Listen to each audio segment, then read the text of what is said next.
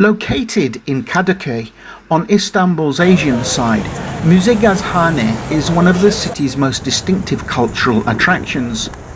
The former Hasan Pasha Gasworks has been transformed into a vibrant centre featuring exhibitions, art galleries, cafes and public spaces, attracting both tourists and local residents. Built in 1892 during the late Ottoman period, the gasworks supplied coal gas for street lighting and homes across the growing Asian side of Istanbul. As natural gas replaced older technology, the site became obsolete and was eventually abandoned.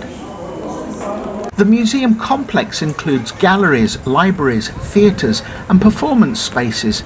Throughout the year it hosts exhibitions covering art, history, science and photography, together with concerts, workshops, film screenings and other cultural events. Its open spaces, cafes and striking industrial architecture have also made it a popular place for photography and relaxation.